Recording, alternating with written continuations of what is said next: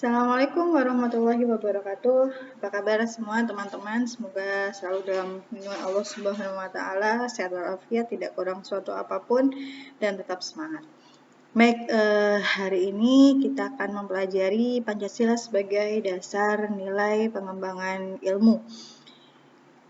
Jadi di dalam pengembangan ilmu yang ada di Indonesia ini pun juga harus didasarkan, dilandasi nilai-nilai Pancasila. Kita lihat ilmu dalam perspektif historis, ini yang pertama ya. Di masa Yunani kuno di abad ke-6, ini pengetahuan. Jadi pengetahuan ini lahir atau kedudukannya identik dengan filsafat. Nah, ini ada tokoh besarnya, ada Socrates, Plato, dan juga Aristoteles. Kemudian di abad tengah 6 Masehi, filsafat Yunani kuno menjadi ajaran praksis bahkan mistis. Nah, ini tapi bersamaan dengan hal itu, kehadiran para filsuf dari negara Arab ya. Ini nggak kalah penting ya, ada dari Al-Kindi, Al-Farabi, Ibnu Sina, dan Ibnu Rushdi. Pasti teman-teman sudah tahu. Kemudian abad modern di tahun di 18 sampai 19 Masehi, ini perkembangan ilmu pengetahuan alam dan ilmu sosial mencapai bentuk definitif dengan hadirnya Auguste Comte. Kemudian di abad kontemporer 20 Masehi hingga saat ini, teori relativitas Einstein yang telah mengubah persepsi dunia ilmu tentang sifat-sifat dasar dan perilaku materi. Selanjutnya,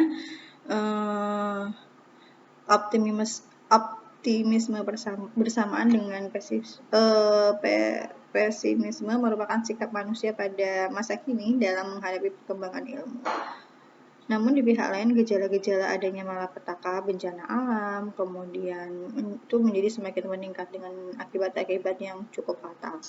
Nah, penyelesaian satu persoalan dengan hadirnya teknologi itu juga menjadi satu jawaban ya, tentunya teman-teman. Jadi ketika kita tahu bagaimana pergerakan alam gitu ya, mungkin alam itu karena kan tidak semata-mata bagaimana alam itu hadir begitu, tapi manusia juga bisa mengetahui alam, misalnya ketika ada bencana gitu, tanah longsor dan sebagainya, ini bisa diketahui oleh manusia dengan hadirnya teknologi tersebut. Nah, ilmu pengetahuan sebagai proses, produk, dan masyarakat. Kita lihat dari sisi proses terlebih dahulu.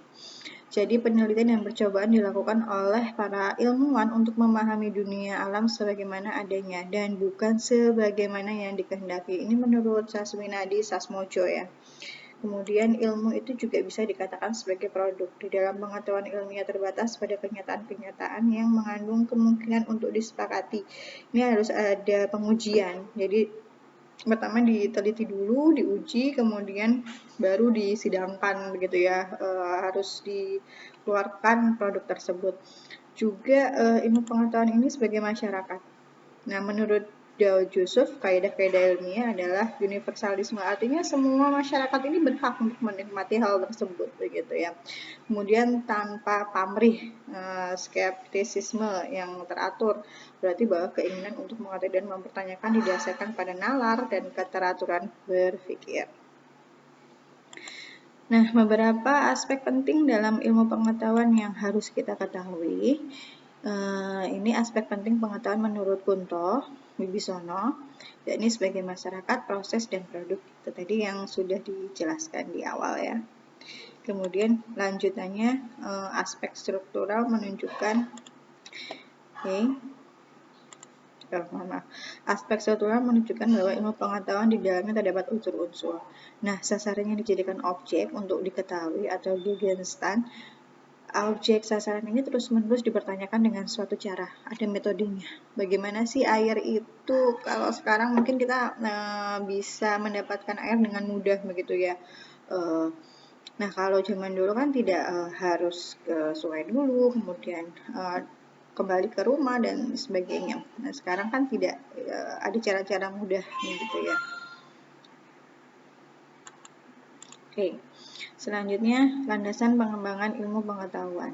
Di sini kita lihat ada pilar ontologi, ini menyangkut problematika tentang keberadaan atau eksistensi, ada aspek kuantitas, kualitas, begitu ya. Misalnya, krisis moneter tidak dapat ditangani oleh ilmu ekonomi saja. Ontologi menyadarkan bahwa kenyataan yang tidak mampu dijangkau oleh ilmu ekonomi, maka perlu bantuan ilmu lain seperti politik dan sosiologi. Kemudian ada pilar epistemologi. Ini memberikan sarana legitimasi bagi ilmu, menentukan keabsahan disiplin dari ilmu tersebut, mengembangkan daya kreatif dan inovatif.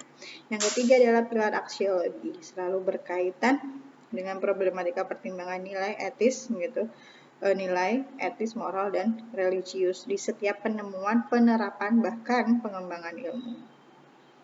Nah, ini kerangkanya ya, ontologi, epistemologi, dan aksiologi. Apa, bagaimana, kemana, realitanya, seperti apa metodologinya, dan tujuannya. Kita lihat prinsip berpikir ilmiah itu harus yang objektif, rasional, logis, metodologis, dan harus yang tersistematis. Oke, baik. Baik teman-teman, begitu pemaparan saya pada hari ini, pada kali ini di Pancasila sebagai dasar nilai pengembangan ilmu yang pertama. Semoga teman-teman bisa memahami dengan baik.